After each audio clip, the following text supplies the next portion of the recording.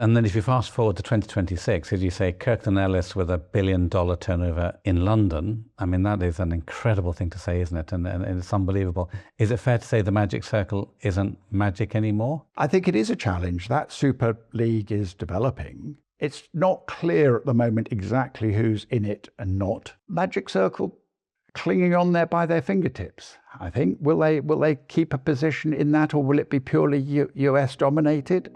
I think the jury's out at the moment. Here we are in London as part of our Lexington Leadership in Law series, and today I have the pleasure of welcoming Tony Williams. I've known you, we've worked together for many years, but for those people that don't know you yet, Tony, how would you describe yourself? I don't anymore, actually, because I've meant to have retired. I suppose I'm now a recovering consultant, but yes, I've had very fortunate to have a sort of bird's eye view of the legal market for a decent span of time, I suppose. And I guess you grew up in the city. As we look out the window, I mean, well, what were the main sort of career anchors that we're going to be talking about in this discussion? Well, it's fascinating, really. I qualified actually in a small firm outside London, and I came to London in 1981 to get a couple of years city experience. I'm obviously still learning because I'm still in London. But it's been fascinating. I mean, I joined what was then Coward Chance in property. Yeah. And after about 18 months, 2 years, I said, can I move across to corporate? Because I also want to work abroad. And that was pretty unheard of at that stage. I then did a 5-year stint in Hong Kong and got my partnership there. When I came back to London, the Iron Curtain had fallen, and so there was a lot of work in Central Eastern Europe and Russia. I made the mistake one day of complaining to our then managing partner that Russia wasn't being taken seriously enough, and he turned to me and said, well, would you go and run the office then? So I did that for a few years, and then I got elected as managing partner of the firm. So that was the sort of initial span. I've always been interested in sort of new models, and so when I left Clifford Chance, I joined Anderson to head up Anderson Legal, which was rapidly growing law practice. People forget now, but in 2001, it was one of the 10th largest law firms in the world by revenue. In 2002, it was all gone. So I've seen firsthand both the good and bad, if you like, of law firms. And then finally, in 2002, I set up Jomati Consultants, which I ran for 20 odd years until last year, and supposedly retired, although a few clients still won't let me go. Very, very good. And in terms of the discussion today, just to lay the table a bit, are your message going to be positive or negative? Are you an optimist or pessimist when you look out the window at the legal services globally? I think it's always important to be optimistic. You need a reason to get up every morning.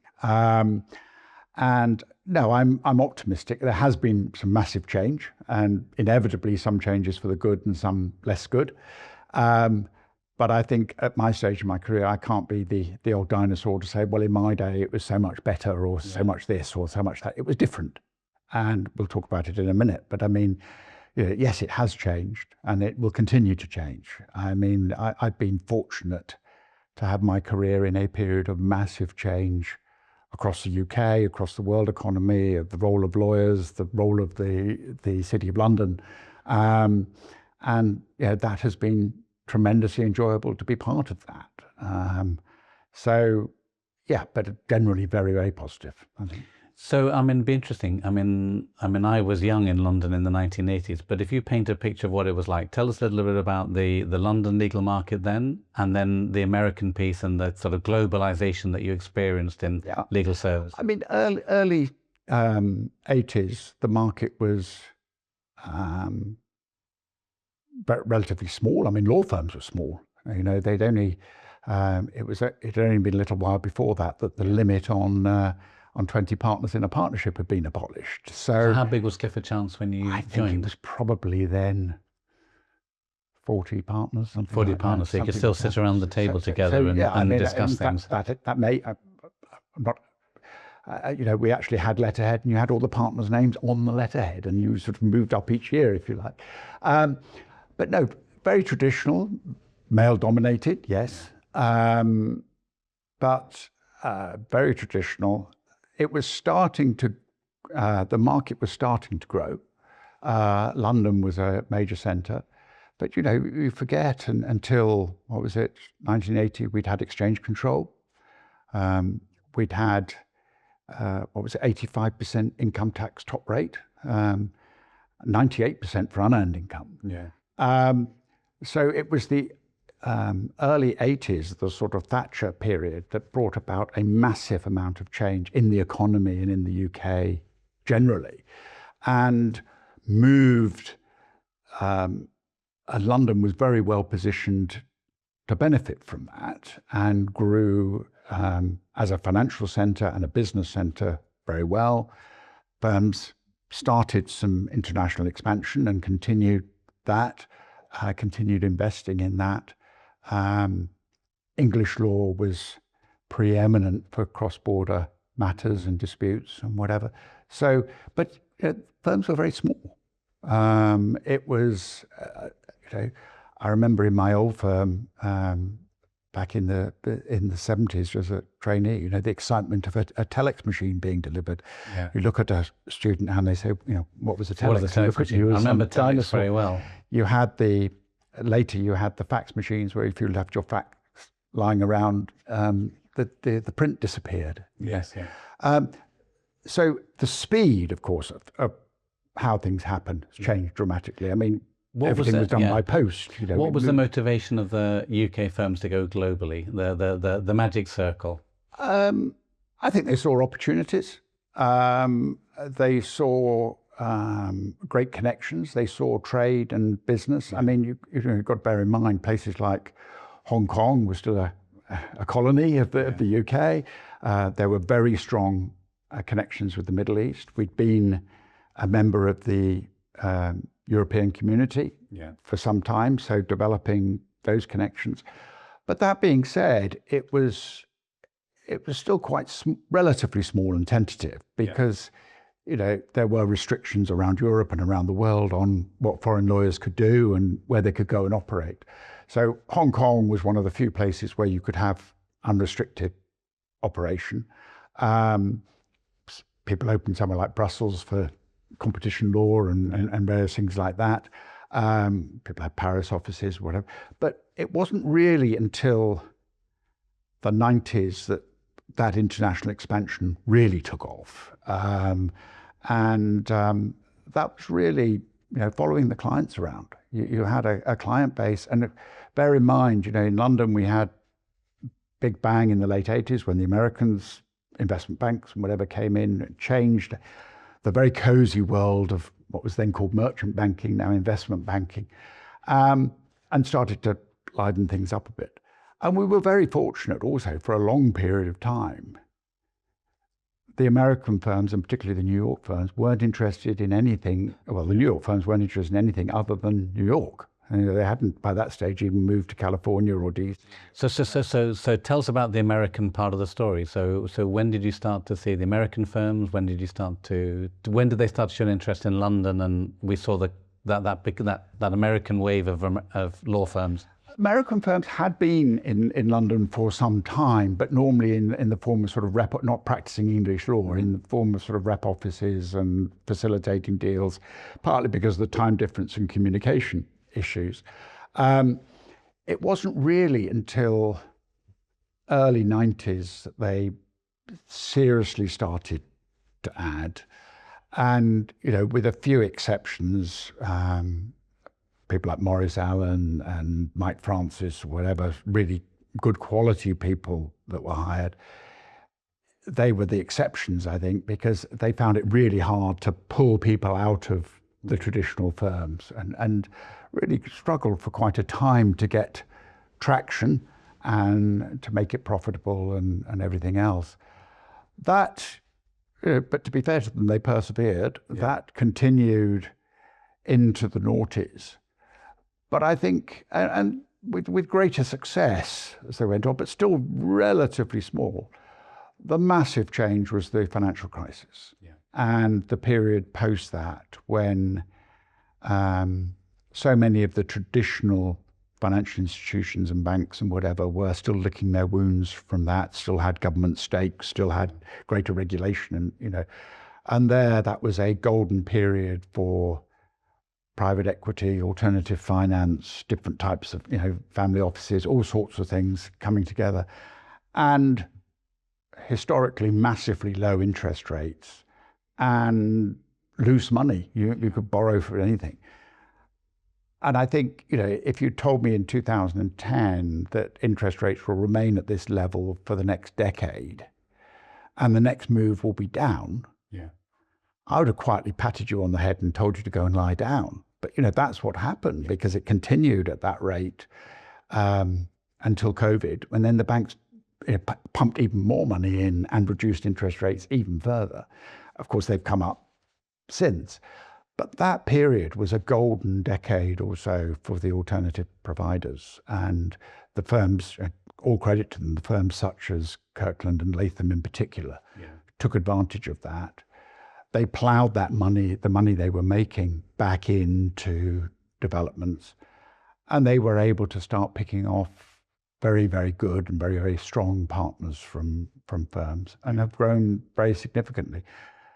Helped, as it is apparent now and has been for the last 10 years or so, by the dramatically improved profitability of the US legal market. I mean, they are blessed by a market where corporate executives, it appears in the States, don't do anything without being lawyered up, where the size of the deals are so large and whatever, they don't really quibble about the fees because they're a rounding adjustment. The fact that you have lawyers in the States now earning $2,000 or even now $3,000 an hour, we looked at in amazement. But as a result, you have a very, very profitable market, and you only need to recycle a bit of that into London, and you can grow quite significantly. The London and the European markets, perfectly decent markets, but not producing anything like that level of profitability because the legal environment is different. The corporates look more on lawyers as a necessary cost rather than a business partner, if you like, are much more sensitive on fees, often have quite significant in-house teams as well. So the margins are just not as significant.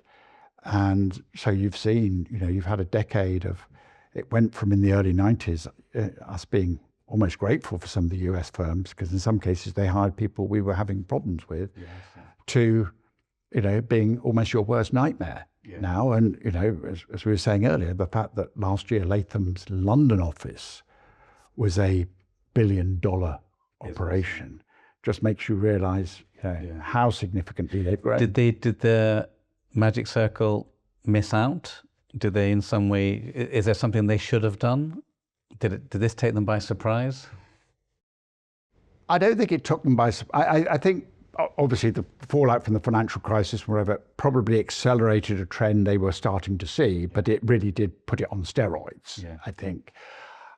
No, I mean, the Magic Circle had been trying from the 90s to develop in the States. I mean, a number of them had New York practices, again, often initially rep offices, but from the mid-90s onwards were growing, particularly in New York, a New York capability.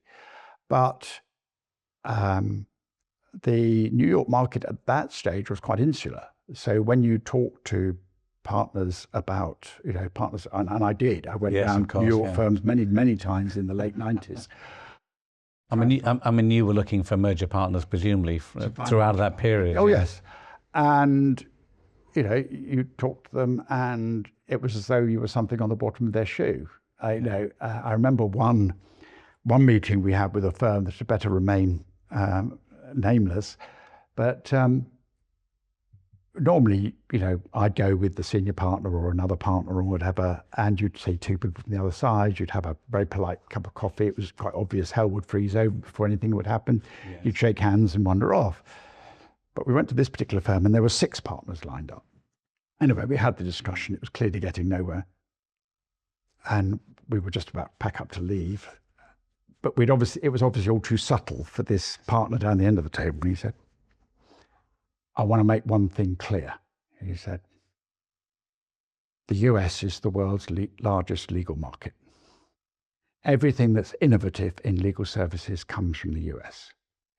The US is the most profitable legal market. To do anything outside the US is dilutive of quality or profitability. We won't do it. So other than have a nice day, there wasn't really much more to say at that stage. Yes. But no, I mean, we tried. There was, as I say, I don't think we recognised the speed that it would change, or the speed through the period. But it was very difficult to get US firms to engage. I mean, I think there's, with the benefit of hindsight, I think the saddest one, I mean, the one firm that was prepared to do mergers was Latham. Yeah. And had talked to a range of firms. And I remember talking to some of my partners because I'd had a conversation with them. And they refused to meet them because they weren't a New York firm. Yeah. The rest, as they say, is history. But, so it was a bizarre time in that respect. So to be fair to the Magic Circle firms, I think they were ahead of their time in recognizing the need to do it and the importance of it. I think the timing wasn't right. And I think with hindsight, perhaps greater investment in organic growth would have been appropriate then. But that was difficult because these were traditional lockstep firms. New York is a competitive market. Even then, it was more profitable than London. Although, of course, we were helped because sterling was $2 to the pound, and so the difference wasn't as mega as it has become. But all of those things. Yes, when you look back with the benefit of hindsight, you say, "Oh, why didn't we do that?" Well, you've got to deal with the reality at the time. And then, if you fast forward to 2026, as you say, Kirkland Ellis with $1 billion turnover in London. I mean, that is an incredible thing to say, isn't it? And it's unbelievable. Is it fair to say the Magic Circle isn't magic anymore? And what's going to happen next? Well, I think what is clear is that there is if you like, a Premier League of law firms in the formation. Yeah. And those will have to have a very strong US footprint, if only because the US is boringly where the money is. The US is the source of many of the 10, 20, 30, 40, $50 billion deals. So, and the US, as I said earlier, is so profitable. Yeah. So if you really want to play, you're going to have a big presence. Some people were quite sniffy about the A&O Sherman merger. To me, it made a lot of sense. Yeah. You were only going to get a deal with a major US name if it had suffered some problems, because the rest were going to say, we don't need it, go away. So, was it perfect and everything they necessarily wanted? Possibly not. But, was it available, and was it the right thing, in my view, yes, to do? But I think it is a challenge. That Super League is developing. It's not clear at the moment exactly who's in it and not. It will become clearer, and you're beginning to see that when you look at the global deal tables and various other things. Magic Circle clinging on there by their fingertips, I think. Will they keep a position in that, or will it be purely US dominated? Yeah. I think the jury's out at the moment. I hate to say that. I'd love to be able to say, no, they'll definitely be there. But I don't think that's clear yet, because just the US is such a big market. And, when I'm saying a Premier League, this is a Premier League for fundamentally the 10 billion plus transactions, the 10 billion plus litigations, the mega investigations, all of those sorts of things which are serious board level stuff. I think it's going to be challenging. Yeah. Now, that being said, I'm not suggesting these Magic Circle are suddenly going to disappear or fail, even if they end up more in the 1 million to 10 billion market. They're not going to be selling the big issue anytime soon. Yeah. So one needs to be realistic as to how these things, and it may be we won't see a clear Premier League, Championship, Division 1, we may see it much blurrier at the edges and a bit buzzier than that. So presumably the Magic Circle will be changing their footprint. We'll talk a bit about the American, the way they're going to be adapting their business. But what happens when Kirkland and Latham come with a big checkbook? How are the Magic Circle going to respond to that? Or even Slaughter and May, McFarlane's Travis Smith, who some of them look like they might be losing some of their partners, which we wouldn't have thought. So there's the offer of more money on the table. And what is the glue holding those firms together? Are they going to focus on what they're trying to do and the purpose of the firm, or are they just going to embrace profitability and realize in the new world with American money, they're going to have to pay some of their stars more?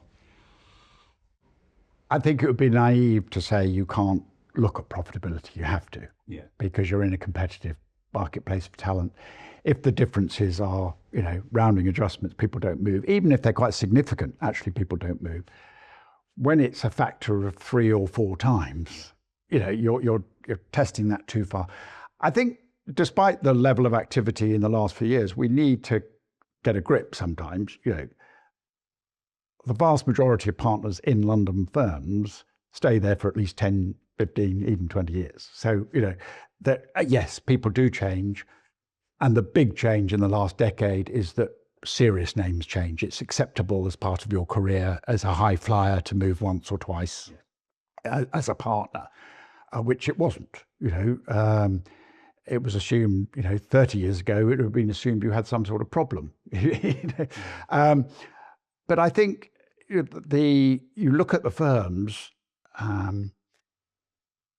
one of the challenges is now is actually, what does it mean being a firm? A lot have been talked about the end of partnerships and whatever. I've heard that my entire career. Yes. I've been told the partnership is a useless business model. Yeah. Absolute nonsense.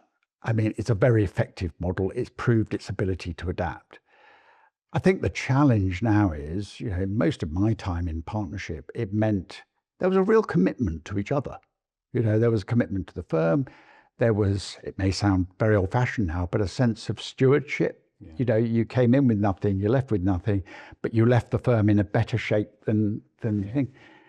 There is a worry now that increasingly that is less relevant. It's more of a business structure in which I can operate for the next 5 years, which I think makes firms a lot more fragile than they were before. And how you hold that together through not so much good times, but bad times in particular, I think is a real leader's headache. Yeah, it's very interesting talking to private equity investors because they are looking to these major firms, but at some stage in the conversation they say, well, what is holding this business together? What is binding the people that are required to develop the business in the future?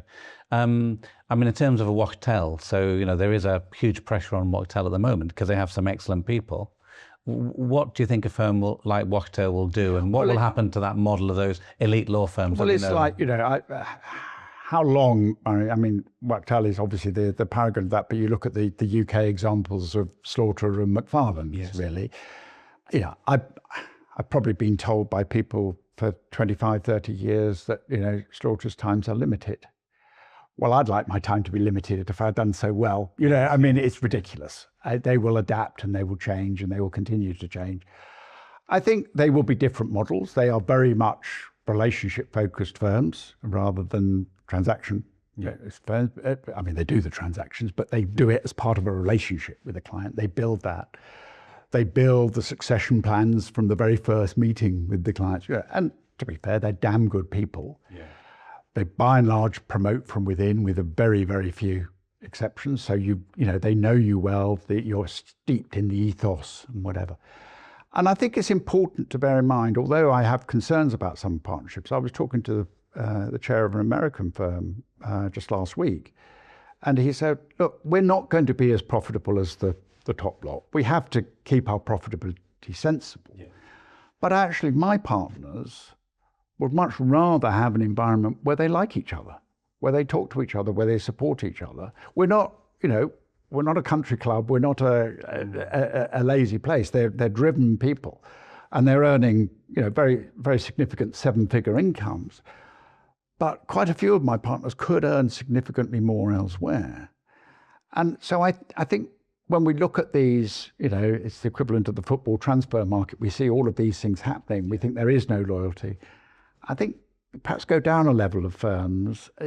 It's still there a lot. And you look at, where you work a lot, I know, and many of the European firms, somebody sort of having a go at that principle of partnership, they'd feel was some sort of heresy in many ways. So it's important we don't overstep. There are challenges, I don't pretend, but those firms, I think, will just continue to adapt. I mean, it comes back to the point, I suppose, you were asking me to take through the career, a massive amount of change. The speed, the use of technology, now the use of AI, the gearing model, the expectations of partners, all of those, the expectations of clients, massive change. But actually, fundamentally, what are you buying? You strip out all the process. I'm buying somebody I trust to be at my side when the what's it hits the fan. Yeah. These, I am using lawyers in crucial times of my private life or business life. I'm setting up a business, I'm selling a business, I'm getting a divorce, I'm whatever. I need somebody I really trust and whose judgment I trust. And the people who really get that and understand that were successful 50 years ago, and I suspect will be successful in 50 years' time. So we'll get to the changes in legal services going in a moment. To what extent do you think that means that the firms that we know, the firms we work with, just have to be more mindful of the options going forward and make some conscious decisions? Because you gave a very good example of a US law firm where the discussion is, we understand the benefits of being here. We know the DNA. We know we want to come into a place where we work with people that we respect. And we know that we won't earn as much money as other firms. But to what extent do you think firms need to and should spend more time discussing some of these issues instead of the knee-jerk reaction that we see and the fear of losing major fear that drives firms into changing their ownership model, changing their remuneration overnight, trying to adapt their system to keep one or two people sometimes in their firm? I think it's absolutely fundamental they do that. There is nothing wrong with being a Championship League club. Yeah. There's nothing wrong with being an Athenian League club. Yeah. Where you play is where you're comfortable at and where you want to play, what you aspire to. And I think people need to be honest about that. Yeah. That may mean some tough decisions. Absolutely. I remember, must be 10 or 15 years ago, I was speaking at a conference of a law firm, a medium-sized law firm outside London. And in the Q&A afterwards, I mean, it was a decent profitability firm, but not spectacular. And this partner stood up and said, "Well, why aren't we as profitable as Slaughter and May?" I said, "Well, look, it's very simple. I mean, Slaughter and May people are extremely good. They're extremely responsive. They invest in their relationships. They work really hard on them. I could ring them up now and say, I've got a client coming in at Heathrow 8 o'clock tomorrow morning. I need 2 partners to meet him," and they'd be there. Yeah. I said, without being fun, I could improve your profitability by 25% in 2 years. No problem at all. I said, we'd need to rejig a few things. We'd tweak things, nothing dramatic. But you'd probably 2 nights a week, you'd be home later. Yeah. Because you'd be taking a client out for dinner, you'd be doing some work. And 1 weekend a month you might lose because you're going to see a client abroad somewhere, or you're working on something, or you're doing something else. And this partner said, "Well, I can't do that. We've got families, And I said, that's absolutely fine. I have no problem with that. Play where you want to play. That's absolutely, but be very clear. Those are the decisions you've made. And it's not for me to say they're right and wrong decisions. They're not. They're what's right for you. And for you, that's the balance. And my daughter, when she's trying to guilt trip me, tells me about the number of birthdays I missed. Yeah. That was the price of being, a Clifford Chance partner in the 90s. Do people necessarily want to pay that price? No. Do people necessarily want to pay the price of being a Kirkland's partner now? Yeah. Some would say yes, some would say no. Yeah. It's not right or wrong, it's just different. I understand. It's about making choices and about maybe being more conscious of the choices being made going forward. I know you and I both like these law firms that are called Lockstep, no? Where people automatically every year increase their profitability. They've been seen as very, very cohesive. I mean, what's your views on the magic or the challenge of those types of firms? Well, inherently, because most of my time at Clifford, it was a Lockstep firm. We started changing it towards the end of my time there. I mean, in a way, it's a very simple system. You don't spend a month in your RemCom trying to sort out. It does, I think there may be a size limitation that it works and possibly a geographic limitation that it works on as well. But I think in a way, it's quite a brutal system because for a Lockstep to work, you've got to have what I describe as an equality of effort, not necessarily equality of outcome because for a variety of reasons, but you've got to feel every partner in this firm is trying as hard, is striving as hard, and we're trying to work it together. That's why it works in a smaller firm where there's really strong peer pressure and everything else, and it can be very, very effective. I think the problem is it's said it's great, it's collegiate and whatever. The problem is if when people are not performing, and Lockstep can give people time when their practices change or they have health issues or whatever, but when you see long-term performance issues, and I'm working till midnight and losing weekends, I get pretty fed up with that, and then the strains start, and then you have a call from a US firm said, look, you're 40-something, you're a third of the way up the Lockstep, we'll give you double top of Lockstep. It's going to get tempting, isn't it? Yes, yeah. So I think Locksteps work. There may be a size beyond which they struggle to work, but it does require everybody signing up to the culture of a high performance culture, or not to say high performance, but a consistency. The range of acceptable performance and doing the same is limited. And if you're outside that range, ruthlessness to say you're gone. And I see in those firms, I mean, they've got bigger, they've got more complex, and then different type of people have different type of aspirations. So how they're going to adapt to that is key. And I think there's often a question about, as Lockstep partners, we have the freedom to operate, but then you have rights as a partner, the right to practice as you want, but you have responsibility to your colleagues. And what does that mean? And I think for those firms, they've spent the last year since COVID looking at what are the financial guardrails. It's not only about the financial guardrails, but there has to be some. But they haven't yet overcome the cultural issue of trying to be nice to each other and having difficult conversations. And the leadership are placed in rather an awkward situation where they have to go and tap a partner on the shoulder, have a difficult conversation, when there may not be the governance and clarity around that enough to make. I mean, you must have had difficult conversations with partners. It's bizarre, isn't it? I mean, you're dealing with people who are very experienced litigators who will, smash through a wall and whatever. But ask them to have a conversation with their partner about performance, and they run a mile. The number of times I had to almost script law firm leaders to have them and sort of almost sit outside the room to make sure they did it. The right thing. It was legion. So it is difficult. And, I'm sure, perhaps as me as a retired consultant, but you as an active one, should be grateful that they're not good at that, because I've often been asked to come in and do a remuneration review for a firm. And I've looked at all the things and I say, look, before I go any further, there seem to be a couple of glaring issues here of partners not performing. Isn't it a priority to address those? And the answer is pretty much always the same: we can't. It's too difficult. So let's work around it by changing the REM system. Yes.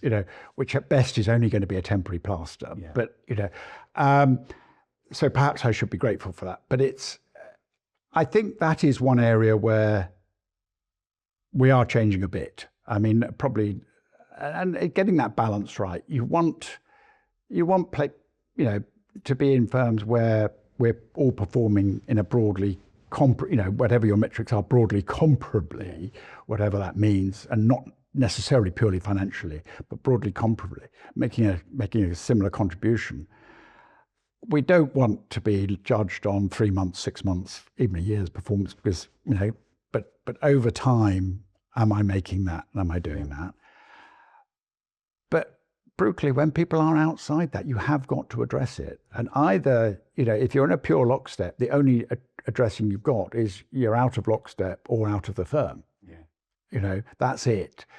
In other firms, you can bring them down equity, you can take them into non-equity partnership, you can bring them on, move them to a consultant, whatever. So, but it comes back to the fundamental point you were asking earlier on: what sort of firm do we want to be? Yeah.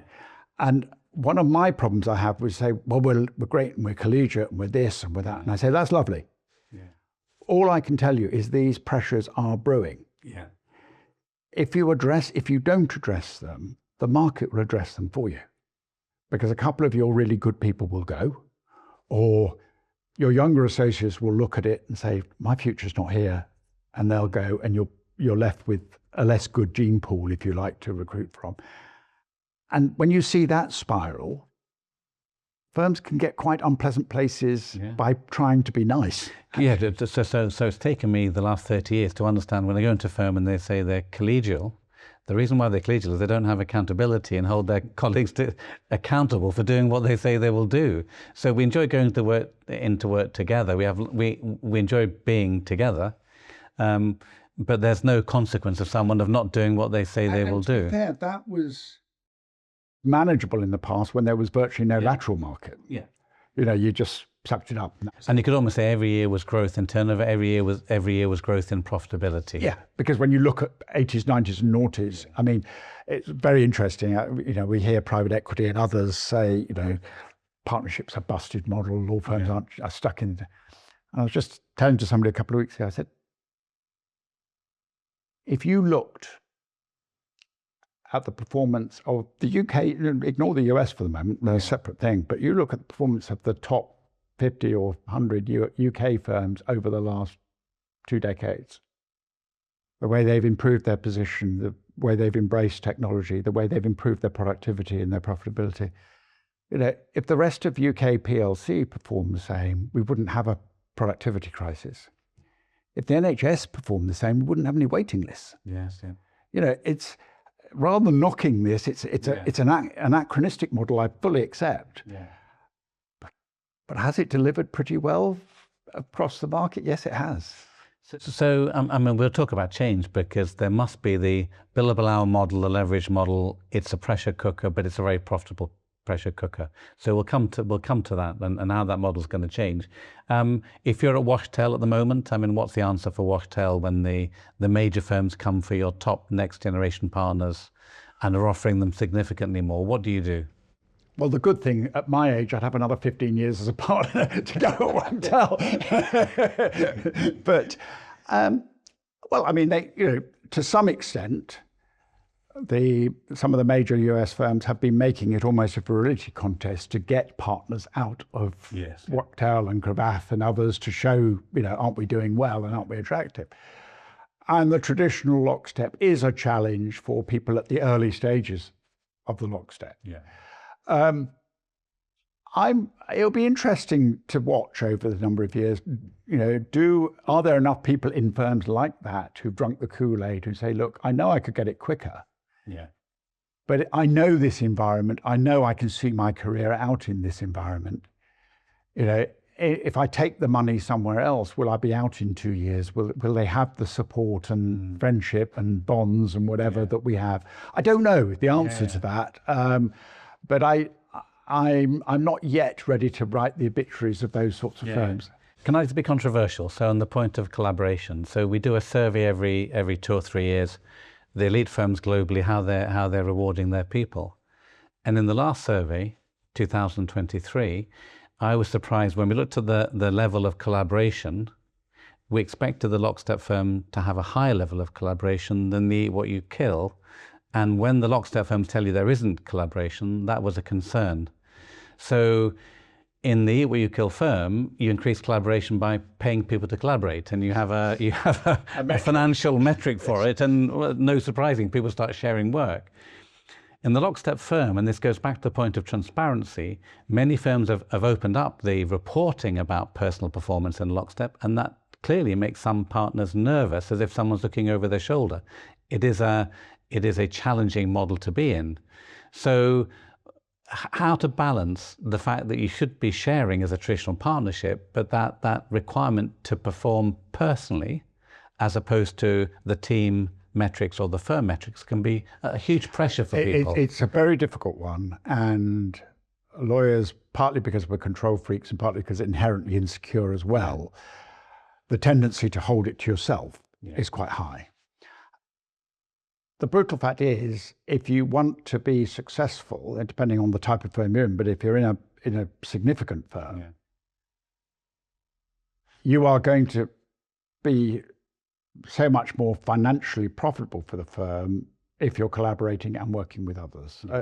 So even the big dog rainmaker needs to work with a range of other partners, if only to get the work done that they're bringing in. So they need to collaborate in that sense. And that's the most profitable work, cross-practice, and cross-border work. Yes, across practice, often across jurisdiction, whatever, is, and using your leverage effectively, whatever. A solo partner working without associates doing 2,000, 3,000, 4,000 hours a year is not going to be as profitable as somebody with a pyramid in general. I mean, there will be exceptions, I'm sure, that people will shout at me about, but as a general rule. So that's the, if you like, the business logic argument. Business logic doesn't often work, with people, because we're not always logical. And if we're now being measured, that holding, and that's where the culture of the firm becomes important, and that's where the ability of the management and the leadership to say, look, that's not the way we work, that's not the way you operate.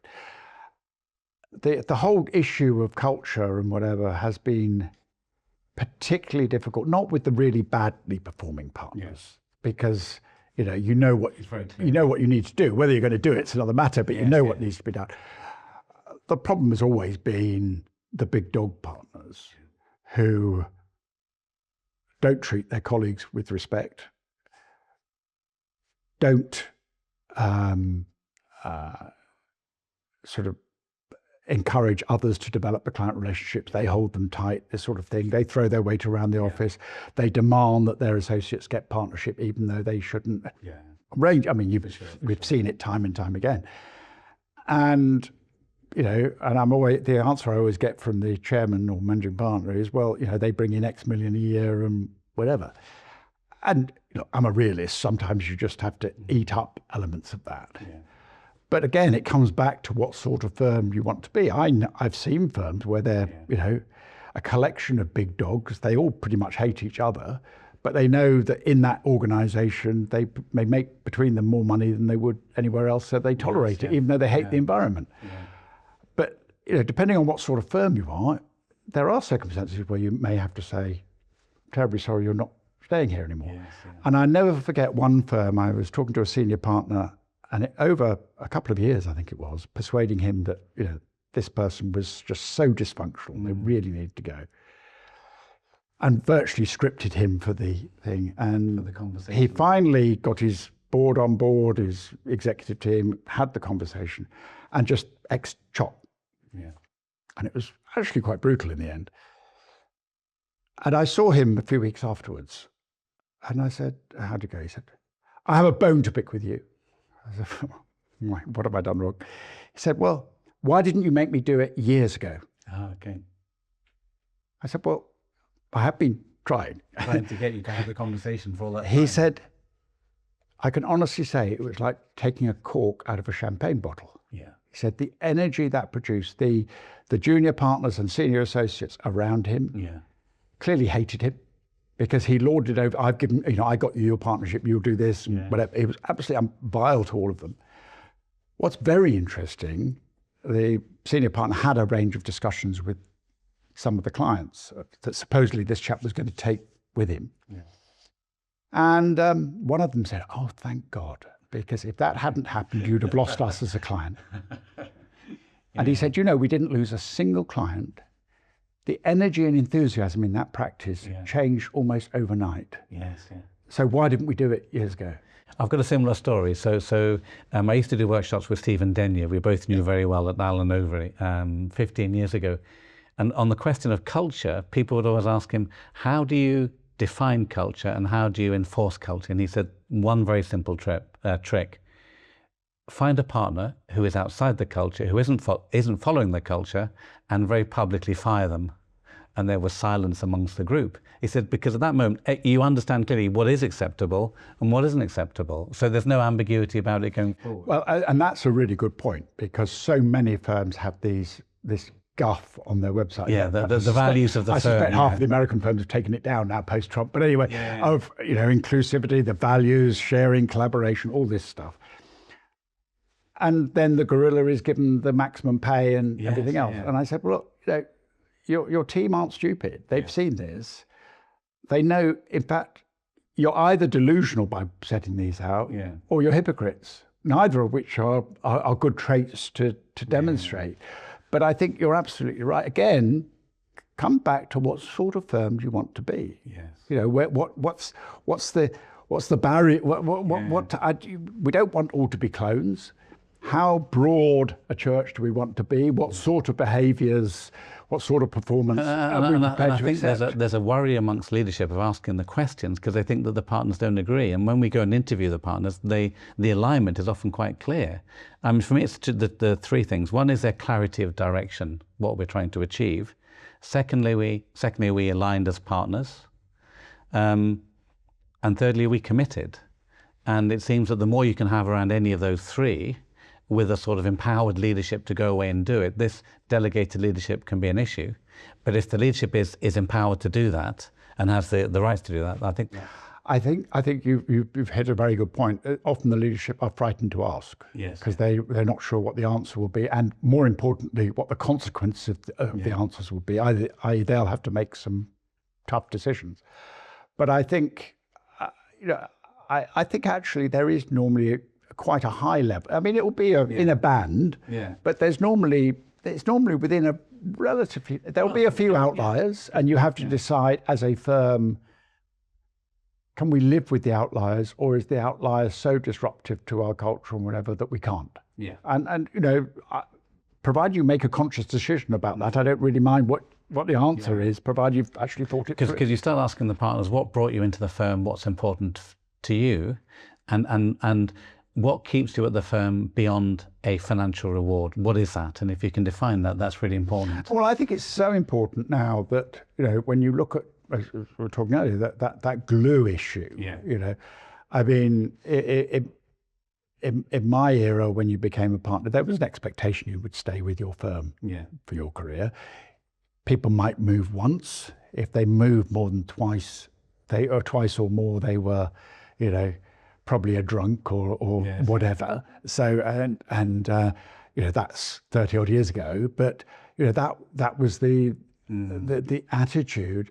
I think people now, and it's not just partners, I think associates as well, look at their lives in segments, in 3 or 5 year segments. And, I know associates who join some of the big US firms here, and they say, look, I'm going to have 3 years where I'm not going to meet anybody for dinner or whatever, because I'm going to be doing all this. But at the end of 3 years, I've paid off all my student debt, and, I've got a deposit for a flat and whatever, and then I'll go and do something I want. Now, some of them will do that. Some of them will get seduced by the money and stay longer. Some of them will really like it and become partners, whatever. But, people are looking at that. And I think that's one of the challenges of partnerships as well, because as a firm, you really want people who become partners to lengthen their horizon with the firm, to give you that level of stability. Because if not, you're, if you like, you're recreating the firm every start of a financial year, which is quite dangerous. It's almost, well, I mean, to stretch the football analogy, every time the transfer window opens, you're just worried, who will be left at the end of it. So let's talk about strategy, because one of my thinkings for the last 30 years, I started in client relationships. Partners make plans to collaborate and never enact them. Then I spent 10 years in strategy, making the best strategies that nobody does.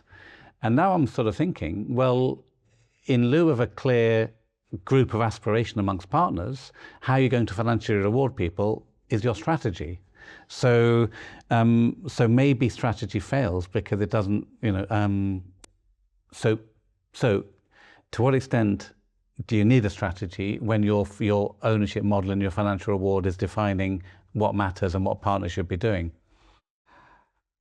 Well, I think strategy is often a misused term, but anyway, I think you need to be very clear, what sort of firm are we and what sort of firm do we want to be when we grow up? So there's a clarity there. There should be from there of a direction of travel that you want to have. I think fundamentally that's your strategy, which is saying, what part of the market do we want to stake out? It doesn't matter where it is. What part of the market do we want to stake out? What resources do we need to stake that out? Physical, lawyer, whatever, tech. How sustainable is our position given all the new entrants, all the other entrants in the market?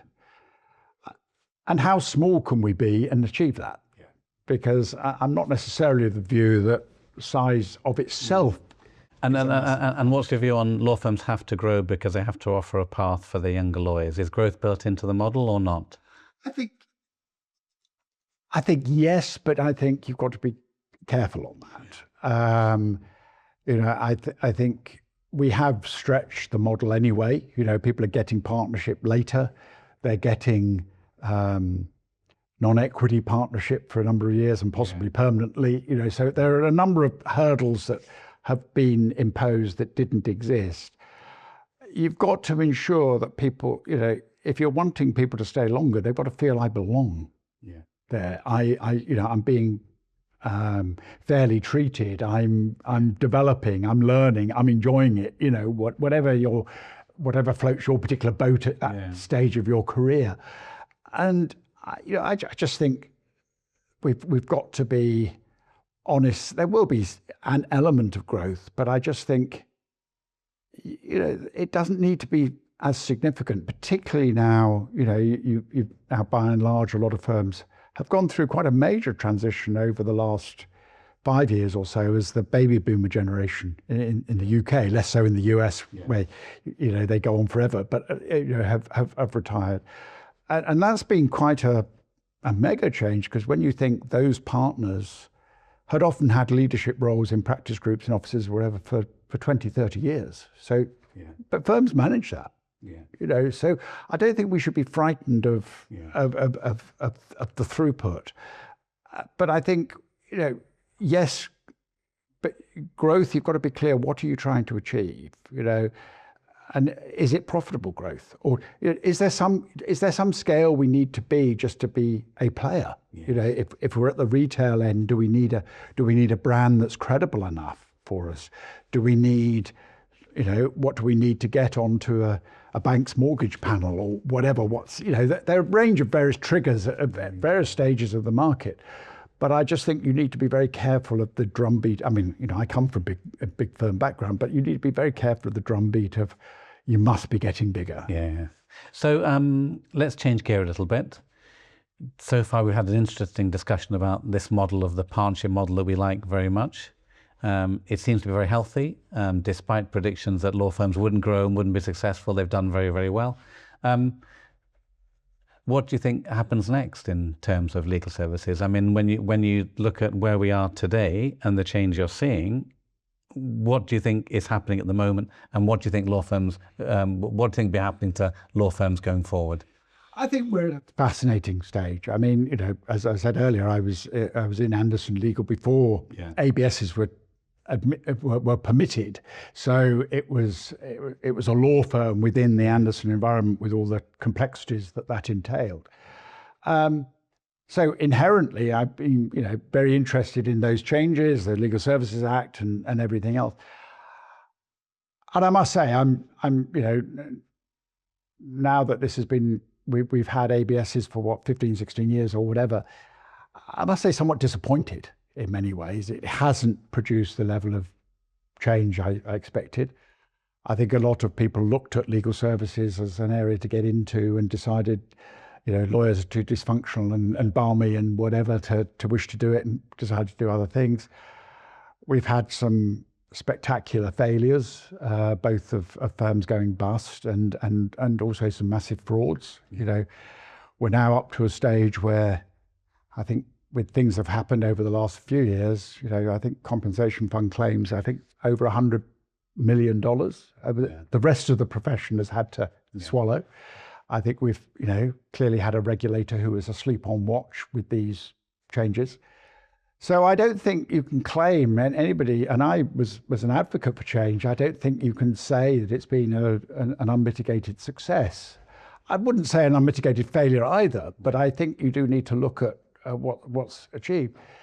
It's very interesting now that private equity are having, doing more than a serious look. They've bought into a number of firms. I must say, I'm given my experience, I'm slightly cautious, because I just think, put aside the stuff about which model and whatever is better, because I think it's people that make businesses, not the model it's in. Private equity are not charities. If they're investing in something, they are looking for normally a 20% compound return. So you have to ask yourself, if we're using private equity, what can we do that can produce a 25 or 30% return year on year? Because if we haven't got something that would do that, what are we doing? Now, there may be very specific cases where you need to get to a certain size, or you need to invest, you need to transform your technical side, or whatever, where that, or you've got massive generational change in a firm where that makes perfect sense. My worry is that it may just be stuffing money into a generation of people, and firms then are struggling. I mean, you look at, we've talked about this before, Murray, but you look in the UK in the vet sector, where we've had a lot of public company and private equity. We've just had a Competition and Markets Authority investigation. What's happened? Prices have gone up very significantly. Service levels have gone down, and young vets, have very difficult career opportunities. Now, they're going to be there as employees. The chances of advancing through that are very limited. And so has that been an unmitigated success? No, it hasn't. Will law be different? I don't know. And I think, I certainly wouldn't say it's all wrong, but I think, do big firms need capital for AI, for recruitment, or whatever?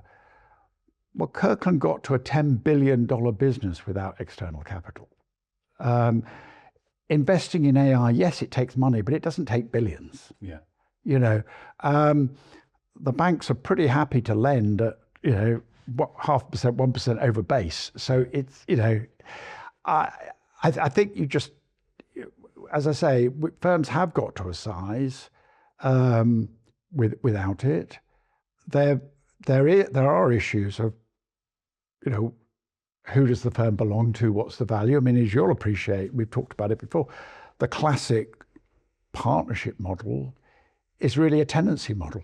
I'm there, I make my income and I go. Now we're potentially changing it to there, I get that, and then I get something by way of shares and whatever else.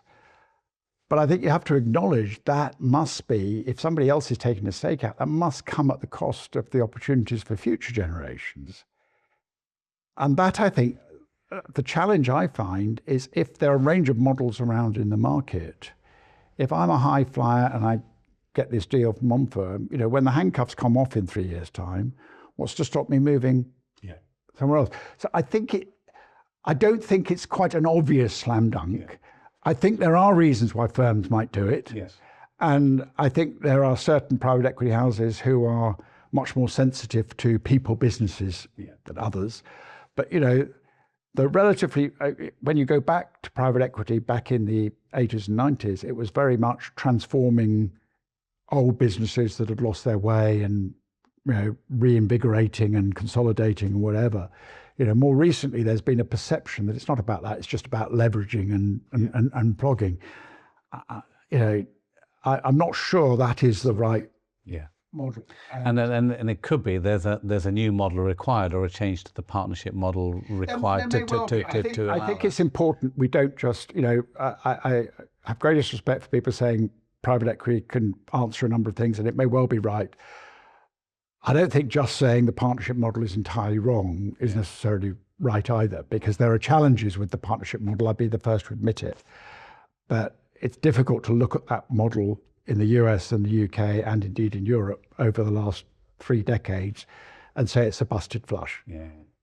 Well, I mean, that takes us to the last part of the discussion. You've got a foot in both camps. You still advise some law firms, although you're trying your best to retire. That no one's allowing you to retire, Tony, which is fun, because we all enjoy working with you so much. But you're also advising startups. So presumably the startups are AI, and presumably you're seeing different future scenarios for law based on the traditional law firm model and some of these AI startups you're working with. It's been frightening and humbling, I must say. I thoroughly enjoyed it, if only because I've been working with people half my age. So I really am the granddaddy of these. I had a dinner with one of my companies just last night, actually, and it was fascinating talking to them. I find it fascinating. Yes, a number of them are using AI or various other tools, and some of them are staggeringly inventive. And you see them, you know, potentially taking the law firm model and fundamentally changing it, you know, doing work very significantly quicker, more accurately, more comprehensively than lawyers have ever done, you know, and range across a range of areas. I know we have the issue with AI hallucinations and whatever, and obviously a very serious issue there. But I mean, you see a lot of things that can and will go down that route. So it's fascinating, and it's also fascinating because you have to accept when you're a sort of angel investor, some of them will do very well and some of them will go fut. And I'd be lying if I didn't say I'd had some that have gone fut. But it is interesting. You're seeing things at a different level. You're seeing the enthusiasm of youth, which I find great. Sometimes the naivety of it. I'm told, well, sales will go like this, and he said, have you ever tried selling a product to a law firm or to a legal department? And it can take a long time. It can take a long time. You know, but anyway, but no, it's fascinating. And the scenarios. Let's think about future scenarios, because my personal frustration is the law firms we work with say, we're doing AI very well. We've had a pilot now for 3 years. And I'm thinking, okay, at what stage do we stop the pilot and do we get on with the future? I'm seeing quite clear strategic options for law firms, how it might affect their partnership model. And I think it's about time they need to start discussing them and actually getting on with them, being more mindful of what the consequences of AI will be on their current partnership shape and size. I think it's fascinating, and I don't pretend to be on top of all the AI tools out there. I'm not going to pretend that at all. But I think it is fascinating, and I think there are a range of partners in firms hoping that they can retire before they have to deal with all this. But I think it is interesting, and I think some of it will come from client pressure, saying we've got to take cost out of these things. That's probably more a UK and European thing than a US thing. Certainly at the top end of the US market, maybe less so in the middle of the US market. But I think now that, you know, the sort of discovery was being taken away. You know, we first of all went to paralegals, then we went to intelligent systems. Now we're doing AI, sort of going through your entire database of everything. We're doing the same on discovery and all sorts of things. And fundamentally, you know, there's a risk if you're not with the program, you at least lose that part of the project because the client says, well, actually, I'll use X for for that, and they'll take responsibility for that, and then you'll get the report and take it on from there. So I think there are some massive changes. I think it potentially changes the model quite significantly, because I think a lot of law firm profitability has been by widening the pyramid, and particularly the use of non-equity partners has been used to do that. We're already seeing firms starting to lay off or reduce the number of paralegals they have. The number of trainee contracts in most firms has flatlined for 15 years or so, and is probably starting to go down. But again, increasingly people coming through alternative routes, through apprenticeships and various other things as well, which in a way is very encouraging. But I think there must be a reasonable chance that we will move away from the pyramid back, to a cylinder, or potentially even an inverse pyramid in the fullness. Because AI is a leverage. Because AI is that leverage. Absolutely, because it's that leverage. How quickly and over what times, very much depends on client demands, actually. Bizarrely, I don't think that's so much of a challenge for the bigger firms, because I think A, they will invest, B, they will invest in the client relationships, and despite what you said about client plans or whatever, they do actually work their client relationships. They're getting a lot better, and they will adapt this as they go. But they, if there is a Premier League emerging, if you're doing a big deal, I want a Premier League law firm, and indeed I want the Premier League best striker on my case. And I want the best striker to be using the technology that's required. But I want them to use that technology. Absolutely right. Because I know that we're both very positive that the role of the elite lawyer has just got stronger. I think the challenge is a lot of the mid-market, where people have actually been, not earning mega money, but very decent six-figure incomes, which outside the legal village is still a hell of a lot of money.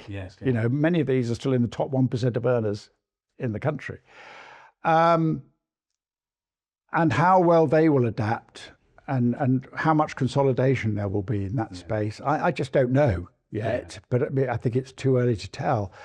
I remain steadfastly optimistic, because I think good advisors will always have demand. I mean, I remember sitting down with my principal a long time ago, and he got very close to his clients. His clients knew him and trusted him very, very well, and he would go to the ends of the earth for them as well. And actually, has anything really changed in that? I ask, but I think, you go back to, you were mentioning COVID a few minutes ago. I was talking to some GCs after that. I mean, as you know, we did a weekly call for a range of law firms. What are you doing during COVID? Just not to have a cartel or anything, but just, this was completely uncharted territory, just to compare notes, to help people. And I talked to a few GCs, and he said, well, and this one GC commented, he said, it's interesting, Tony.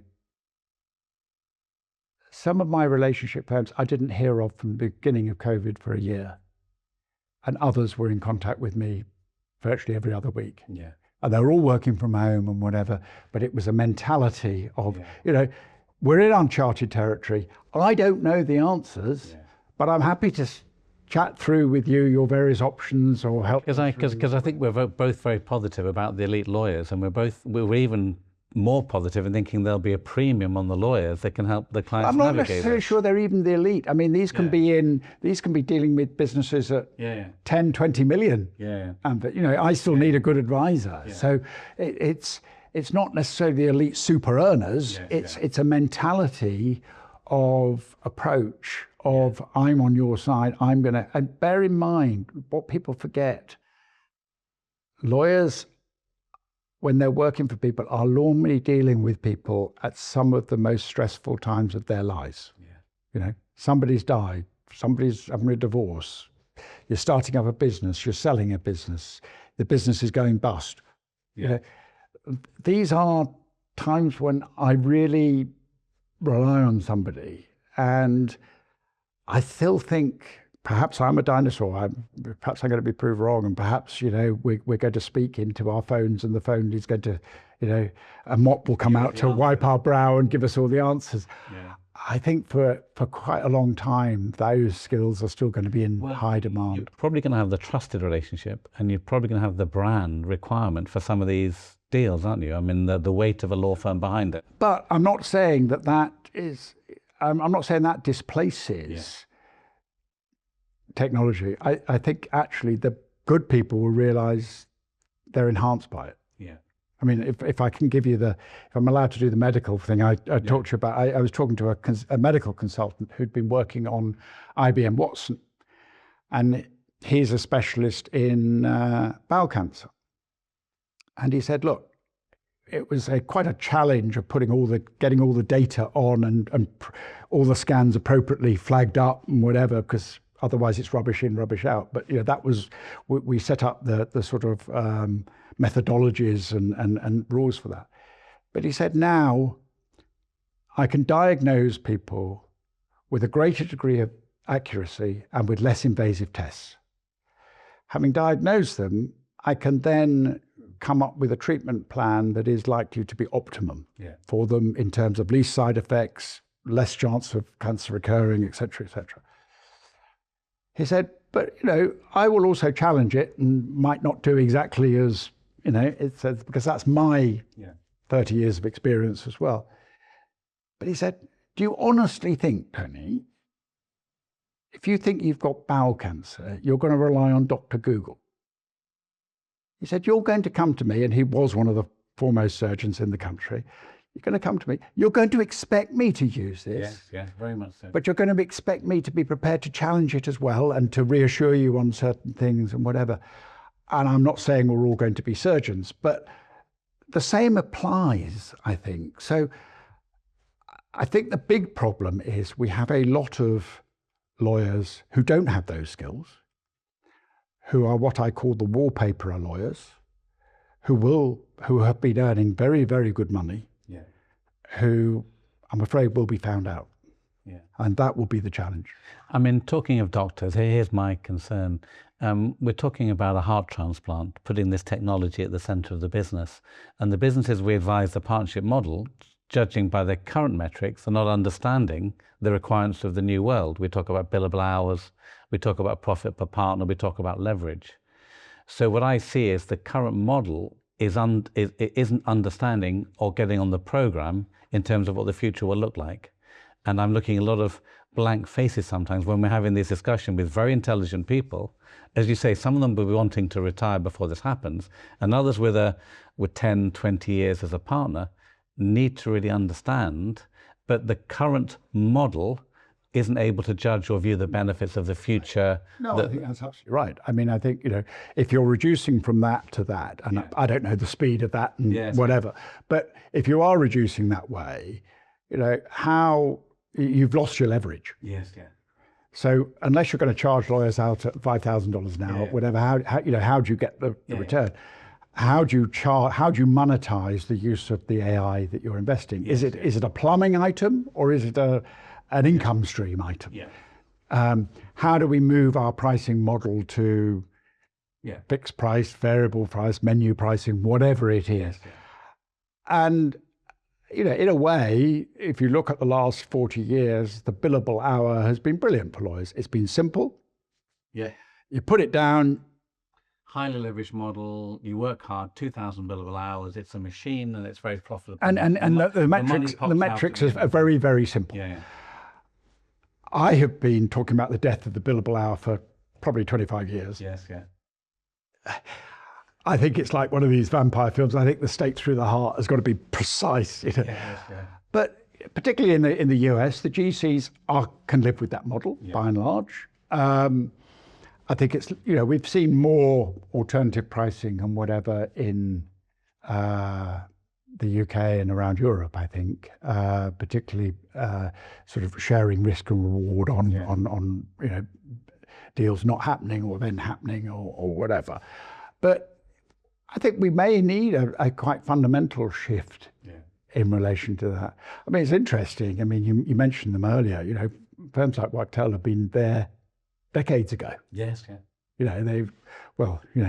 We got you out of that deal, and therefore you pay X million. I kind of think they're bulletproof, to be honest. But what's interesting, to be devil's advocate on the paralegals, I mean, I'm seeing the cylinder, of course, the perimeter of the cylinder, but I think there's going to be a donut. So I think the firms will need the paralegals. They'll need people with different knowledge and understanding. The law school I'm part of is teaching these new legal engineers they're talking about. So you're going to need these new people that are having these tasks that understand technology, understand the disaggregation part of legal services. I think I'm more worried about the mid-career associates that would have done the first draft that went to the partner. So I see this donut with that middle group looking very vulnerable. I think that's, yes. And one of the challenges is how do you create the rainmakers of tomorrow? Yeah. Now, I'm slightly skeptical about that because, I was told when we brought in teams to do due diligence and discovery that, I learned by doing this. And I said, look, what did you learn after your third due diligence exercise? Yeah. Other than that you hated doing due diligence. That's it. It was nonsense. Eating pizza at midnight. Yeah, it was stupid. And I think, will we actually go, will we go back to the future? Will we have a model where a partner effectively has, the bag carrier assistant who works with them for 5 years or and does it and learns by osmosis in the way that many did in the past? Let's go back to Harry Potter, and as you know, the thinking about Da Vinci. What is it that you can learn from traditional models, and will we go back to where we were? The last question for me is very personal. So I have a daughter coming out of university, thinking about studying law, thinking about a future in law. What's your advice to a 22-year-old coming out of university and thinking about the future of law? Should they be thinking about the traditional career in law, or do you think law is never going to be the same? I don't think law is, I hope has been clear from this discussion. I think law is changing, but also the same. Yeah. And you need to understand what are the fundamentals that change and what are those that don't. I would still go for it. I think it's a fantastic, it's intellectually stimulating, it's fascinating, you get opportunities to work all over the place and all sorts of things. And there's, the market is sufficiently diverse that there's an organization that's appropriate for you. Yes, yeah. You may have to move 2 or 3 times to find exactly what you want, but there's a massive range, and it's important we don't just look at it from the Latham Kirkland angle. There's a real world out there as well.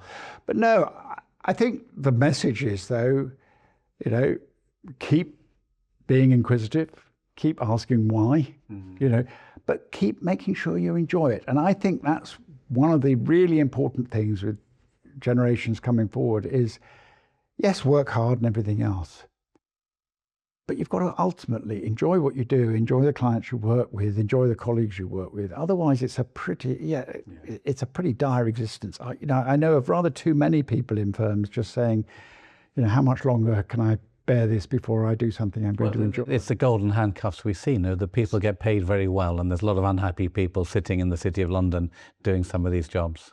And I just think that's sad. Yeah. I really do. Yeah, me too. Do you think there'll be jobs for young people, or you think there will be a very quick reduction in the intake? I think there may well be a reduction, but I think there will be jobs. Yeah. I think there will be different routes, as I say, whether the training contract will be the predominant way through, or people will use the qualifying work experience, the models that are now permitted, whether people will develop careers in-house or in other organizations. It won't necessarily be that your first post degree job will be in a law firm. Yeah. I think there may be lots of other places, but I think we'll continue to see change. Yeah. But I think that's what makes it exciting. I mean, if you could map out and say, I know exactly what I'll be doing in 40 years' time. I never knew what I was doing in 40 weeks' time, let alone 40 years. But, you've got to enjoy that ride. Will there be bumpy moments? Yes. Will there be moments you don't enjoy? Yes. What are those 3 things that you wish that you'd have known when you walked in through that front door of Clifford Chance 45 years ago? I suppose one of the first is the understanding of what it takes to have and manage one of those jobs. I thoroughly enjoyed my time at the firm, apart from a few moments, but the vast majority I thoroughly enjoyed. But it was hard, and with a young family or whatever, effectively I was the absent parent. Yeah.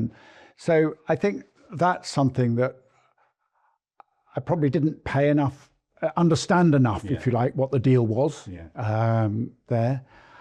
I don't suppose the other thing I did do, and this is inevitable with the workload, you shed or failed to develop a lot of friendships that you should have had through your career, just because of the pressures and the load. People stop inviting you to dinner because you never turn up, or fall asleep in your soup, or whatever else.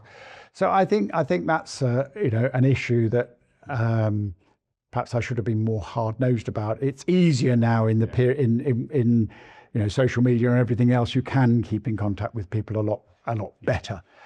But I think the other thing is just you've got to be prepared to grab opportunities, if you like. It's not a matter of waiting for things to happen. And I never forget when a partner walked into my office in London and said, would I go out to Hong Kong and help set up the corporate practice? I was a 3.5-year associate at the time.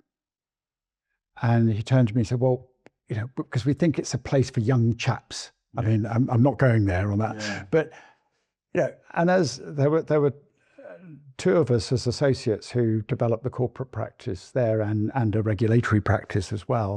We both got partnership there as a result. But a number of other people, I couldn't be doing that, I wouldn't be doing that, whatever. But it was challenging, but it was enjoyable. Yeah. And I think it comes back to that all along. If fundamentally, yes, by all means work hard and everything, but you've got to be learning, you've got to be enjoying it. If it's purely the check at the end of the month, I think there may be reasons why you've got to do that, but it's pretty soulless. So thank you very much, Tony. Very nice talking to you. Thank you for the conversation.